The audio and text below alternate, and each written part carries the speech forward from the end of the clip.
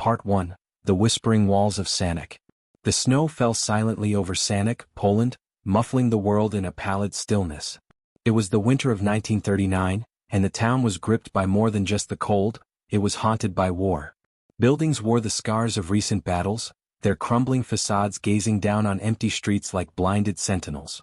In one modest house on the edge of town, a boy of 10 sat beneath the flickering light of a single candle, sketching things he could never explain. His name was Zdzisław Beksiński, and from the beginning his world had no borders.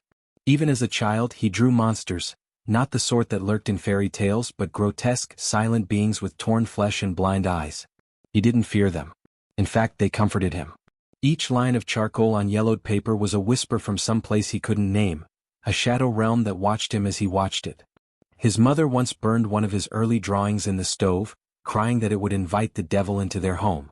But it was already there, inside him. Zdzisław was an only child. Quiet. Pale. His father was a railway clerk with shaking hands from the war. His mother, devout and overprotective, never quite knew what to do with her boy who never spoke of friends, never played outdoors and spent hours staring into the corners of rooms as if listening to something that no one else could hear. By the time he turned 17 the war had ended, but something darker had begun inside him. He enrolled at the Krakow Polytechnic to study architecture, not out of desire but pressure. Stability. Structure. His mother's word. But inside his notebooks, amid lines of walls and beams, something else crept in. Bones. Moss. Shrouds. In class, he doodled screaming faces inside the blueprints of houses, as if architecture was just a skin for something rotting underneath. He graduated, barely but never built a single building. Instead he returned to Sanok, locked himself inside a room with blacked-out windows and began to paint. Not for galleries. Not for critics. Not for money. He painted because he had to. The studio of bone and silence. If you ever stepped into Zdzisław Beksiński's studio during the 1960s, you would find no windows. The walls were covered in soundproofing foam. He worked only at night. The room smelled of turpentine, dust, and something faintly sweet, like dried blood or old paper. A tape recorder always played Gregorian chants or industrial noise, sometimes both, layered in slow reverb. He didn't sketch beforehand. He didn't plan. He approached each canvas like a surgeon to an open chest, probing for something buried. And what emerged were visions. Endless wastelands. Ruins of forgotten cathedrals. Skulls fused into towers. Pale, eyeless humans walking in slow procession toward burning horizons. His figures were always suffering but never screaming. Their mouths were sewn shut or fused together or replaced with nothing at all. The silence was the point. He once said, "I wish to paint as if I were photographing dreams. Not mine. Someone else's. Someone who died violently." He refused to title his paintings. To him, names were cages and meaning was a trap. When one journalist asked if his works were reflections of war, communism, or death, he shrugged and said, "They are only what you bring with you. If you see death, perhaps that is what you carry." Yet he was not what people expected. Zdzisław was funny, kind, even polite. He loved classical music and science fiction. He adored his wife, Zofia, and their only son, Tomasz. He answered fan mail. He took out the trash. He cooked soup. The man behind the nightmares was, in daily life, almost boring. But as his family slept upstairs, he would return to his studio, stare at the canvas in silence, and paint another world dying. Part 2. Cathedrals of Silence. In the winter of 1964, Zdzisław Beksiński stood before a blank canvas for 3 days. No brush touched it. No line was drawn. It was as if the surface was daring him to begin, or warning him not to. Warsaw had become his reluctant home after leaving Sanok. A city of crumbling facades, ghostly tramlines and silent parks buried beneath snow. Here he rented a modest studio apartment on the 3rd floor of a grim post-war block. Inside the walls were peeling, the windows stiff with frost. But it was his sanctuary, the only place he allowed his darkness to speak. And oh how it spoke. He painted furiously, manically, with a speed that alarmed his friends. Figures emerged, faceless, skinless, chained to surreal architecture. Beings with no eyes, walking through landscapes that looked like hell had merged with ancient cathedrals. Cities made of bones. Towers filled with screaming mouths. One work, AA-78, depicted a towering skeletal figure crucified not by nails, but by ropes of pulsing flesh, its ribcage open like a doorway. Another, the cathedral, showed a procession of cloaked figures ascending a stairway that spiraled into a decaying sky. He didn't name these works himself, never titled anything, but his admirers and collectors gave them names, trying to decipher what they were too afraid to truly understand. But none of it, not a stroke of red or rust or rot, felt like fiction to Beksiński. "These are not nightmares," he once told a student who had come to interview him. "These are prayers, for what comes after the last breath." Despite the grotesque nature of his works, people were drawn to them. In Paris, his paintings caused a stir. Galleries begged for exclusivity. Collectors tried to commission him. But he refused all of it. He did not paint for money. He painted because the images would not let him sleep. A womb of bones. In 1970, his wife Zofia came into the studio one evening, her eyes tired from working long shifts at the hospital. She found him sitting motionless in the dark, the only light coming from a single desk lamp that cast long shadows across a half-finished canvas. "You haven't eaten all day," she whispered, placing a hand on his shoulder. He didn't answer. He was staring at the painting, not with pride or satisfaction but with a kind of dread. As if the work had become a mirror and he could see something terrible looking back. "It's not just a painting," he said at last. "It's a room. I dream I am inside it. And I can't get out." Zofia looked at the piece, a womb-like space made of cracked walls and tooth-like stalactites. A lone figure curled at the center, fetal, but with its back open to reveal nothing but smoke. "You scare yourself," she said gently. He nodded. "That's how I know it's true." The voice of Tomasz. Throughout the 1970s, Beksiński's fame grew, but he remained reclusive, retreating further into his studio. He seldom left the apartment. His only regular companion was his son, Tomasz. Tomasz Beksiński was his opposite in every way. Where Zdzisław was silent, Tomasz was fiery. A rising star in Polish radio, Tomasz had a gift for words, especially when speaking about music. His voice was magnetic, his tone poetic, and he introduced countless Poles to the sounds of British new wave, Gothic rock and experimental electronica. Yet beneath that confident exterior lay a soul in torment. Tomasz had tried to take his own life multiple times as a teenager. Zdzisław was devastated each time, but helpless. He could not understand the pain his son felt, and Tomasz could not bear the images his father painted. One day Tomasz burst into the studio. "Why can't you ever paint something beautiful?" he shouted. Zdzisław looked up from his easel. He was painting a headless figure wrapped in a bridal veil. "I am," he replied. Their silences grew longer. Their talks became arguments. The father could only express himself with color and death. The son with music and despair. And though they loved each other deeply, they were prisoners of two different storms. The fire that comes for all. In 1998, Zofia fell ill. Cancer, cruel, fast, merciless. Beksiński stopped painting for weeks. He sat beside her bed every day, his sketchbook unopened, the studio cold and dark. When she passed, he did not weep publicly. At the funeral, he wore dark glasses and stood still as a statue, his hands folded in front of him, like the skeletal sentinels in his paintings. He returned home alone and for the first time in decades found the silence unbearable. In the months that followed, his paintings changed. They grew quieter. The decay remained, the corpses, the fog, the thrones of flesh. But there was now space. Emptiness. A figure in the distance, walking toward nothing. A landscape where even the monsters had fled.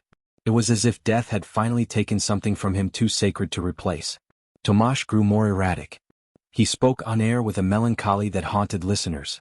In private, he sent long letters to friends quoting Nietzsche and Joy Division lyrics. Then, on Christmas Eve of 1999, Tomasz took his own life. He left a note for his father. "I'm sorry.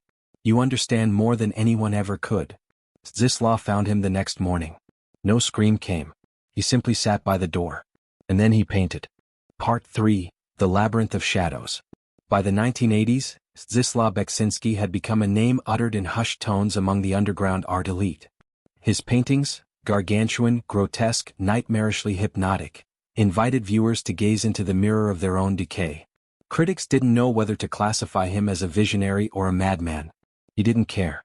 His Warsaw apartment, where he had moved after the death of his mother, was a tomb of silence and splattered dreams. It was high above the city, a skyless chamber cluttered with canvases, brushes, paint, and ash. The blinds were always drawn. He painted only at night, under a single flickering tungsten lamp that cast elongated shadows on the floor, making them seem like reaching hands. Each work took weeks, sometimes months. He painted in silence. No music. No breaks. Just the slow erosion of his psyche poured out through ochres, grays and sickly yellows. A headless figure kneeling before a monolithic doorway. A woman made of bone and smoke weeping into a pit of rusted thorns. A city of towers stretching endlessly into a blood-red sky. He never titled his works. Titles, he said, would only neuter the dream. And yet, it wasn't the critics who haunted him. It was his son, Tomasz. Tomasz was the inversion of his father. Where Zdzisław had silence, Tomasz had sound. A prodigious radio host and music critic, Tomasz lived in a different dimension. One of electric guitars, synths, screaming vocals, and the endless monologue of the human voice. He spoke rapidly, laughed loudly, made enemies and friends in the same sentence. Their love was buried in contradiction. Zdzisław did not understand his son, but he loved him like a man loves a burning building, helplessly, obsessively. He painted Tomasz often. Not as he was, but as he felt him. Writhing in abstract form, always surrounded by noise, figures reaching for him, mouths open in silent screams. Tomasz in return hated the silence. He'd visit his father and fill the room with music. "How can you breathe in here?" he once screamed, throwing open the blinds. "It smells like death." "It smells like truth," Zdzisław whispered. They would fight. They would make up. They would drink wine on the balcony and pretend to understand each other. But beneath the words there was a current neither could describe. A black thread running through their lineage, knotting tighter with every year. Then came the night Tomasz took the pills. He left a note. Zdzisław burned it. He didn't want words, not from a corpse. What he wanted was a scream that never ended. He found it in his next painting. It was unlike anything he had ever done. No figures. No landscapes. Just a howling vortex. An endless spiral of oil and dust and sorrow, collapsing inwards like the throat of God. It sold in Paris for more money than he had ever seen. He didn't cash the check. He nailed it to the wall. To remind himself that grief has value. But something had changed. His nightmares began to leak into the waking world. He would wake to whispers. He would walk into the kitchen and find paint smeared on the floor in patterns he didn't remember creating. Sometimes he'd stare at a canvas and see Tomasz's face flicker in the brushwork. Just for a moment, before it dissolved into abstraction. He told no one. Only the paintings knew. He painted more obsessively now. Sometimes 2 or 3 canvases at once. His hands shook. He forgot to eat. Visitors said his skin looked gray, his eyes like tunnels. One gallery owner said his presence felt like walking into a crypt. He laughed. "I've been dead for years," he replied. "Final the room where no one sleeps." The apartment in Warsaw where Beksiński eventually settled after his wife's passing was like a mausoleum of dreams and dread. Curtains always drawn. Lights dimmed. The studio, if it could still be called that, had become something else. A realm between life and death. His easel stood tall, flanked by bookshelves heavy with Dostoevsky and Kafka, surrounded by stacks of photographs and clippings from medical encyclopedias. Above his desk, a human skull stared down, not as a memento mori but as a silent, eternal spectator to the madness brewing within. The radio hummed static most of the day. Not music. Not voices. Just the cold hiss of airwaves and emptiness. Outside the windows, the gray Polish sky mirrored the color of his canvases. He painted obsessively, often working into the night, not to escape his grief but to understand it, to give it form. His subjects grew darker, more fragmented. The once distant nightmare landscapes grew intimate, as if the torment had breached the perimeter of imagination and begun seeping into his own skin. He painted twisted bodies in impossible poses, faceless figures clutching each other in silence, monstrous silhouettes cradling children made of bone and ash. "They are me," he confessed once in a rare interview. "Not literally, but they speak my thoughts in a language I cannot speak aloud." No visitors came. He had made sure of that. Even his son, Tomasz, brilliant, troubled Tomasz, had become a voice on the telephone, rarely a physical presence. Their calls were erratic, filled with silence and sighs. At times they'd speak of cinema, art, God. At other times there were hours of nothingness, not the absence of conversation but a shared silence, like 2 ghosts haunting the same house from different rooms. Tomasz, already plagued by depression, had long struggled with his own demons. Despite his growing success as a music journalist and radio host, he battled suicidal thoughts with a cynicism Beksiński recognized too well. "This world doesn't want us, father," he once wrote in an unsent letter Zdzisław later found among his son's belongings. We are merely tolerated like mold in the corners of a cathedral. Zdzisław tried to save him the only way he knew how, by painting. He created a work specifically for Tomasz, a boy of light, standing amidst devouring shadows, holding out a hand to something unseen beyond the canvas. But Tomasz never came to collect it. January's silence. On a bitter January morning in 1998, Zofia, his wife and the last echo of his former warmth, passed away after a long battle with illness. Her decline had been slow, a cruel peeling away of dignity and flesh, each hospital visit a new level of hell. Beksiński did not cry. Not then. He stood at the foot of her bed in silence, then walked out into the snow and stared into the white sky for what must have been hours. When he returned home he didn't eat, didn't sleep. He painted. Not a tribute. Not a portrait. Something monstrous, a woman with eyes sewn shut, surrounded by bleeding birds, her body covered in handwritten prayers. No one ever saw it. He kept it locked in a separate room. Her voice lingered in the apartment, in the corners of every canvas. He sometimes spoke to her in the dark. You told me once I painted too much death. Now look, I live inside it. But the deepest blow had not yet come. The son who dreamed in black. On Christmas Eve of 1999, Tomasz took his life. He left no note. Only silence. Zdzisław found him days later. There is a photograph, not one he shared publicly, taken just hours before Tomasz's death. His son sits at a piano, cigarette burning between his fingers, head tilted back, eyes closed. He looks tired. Not just from the day, but from existence. Beksiński never forgave himself. He shut down after that. He stopped exhibiting his work. Stopped answering calls. He painted with a vengeance, his images turning ever more abstract and nihilistic. No longer even representations of fear, but fear itself, cracked open and dissected on canvas. A faceless mother screaming into an empty crib. A man without eyes weeping red light. Towers built of bone, each window a screaming mouth. I no longer paint dreams, he said. I paint aftermaths.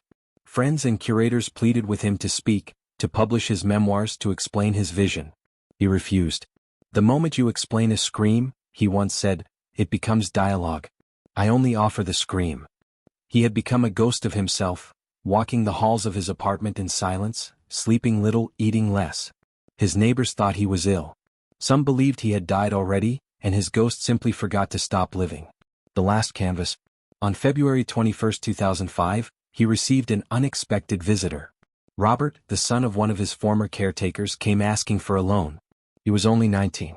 Beksiński, weakened and weary, refused. Not harshly, only with the firm gentleness of someone who had nothing more to give. That night the boy returned. He brought a knife. The murder was quiet. Efficient. More than a dozen stab wounds, many to the face and neck. No screaming. No resistance. Just the end. When the police found him, the room was filled with unfinished paintings.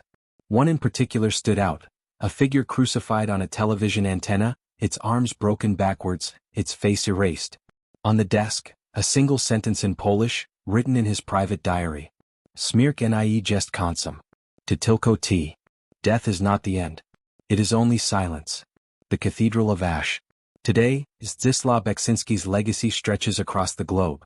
His works hang in galleries in Tokyo, Berlin, and New York. His name is whispered in artist circles like an incantation. His style has influenced horror films, video games, even metal album covers. Yet none of these come close to capturing what he truly was. A chronicler of dread. A poet of silence. A prophet of a world after meaning. And yet, he never called himself a prophet. Nor an artist. I am a laborer, he said once, digging tunnels through the human subconscious. I do not know where they lead. I only know that I must keep digging. His studio remains preserved in Sanok, Poland, rebuilt down to the tiniest detail. The cracked coffee cup. The burnt-out light bulb above his desk. The unfinished canvas still on the easel. It stands not as a museum but as a chapel.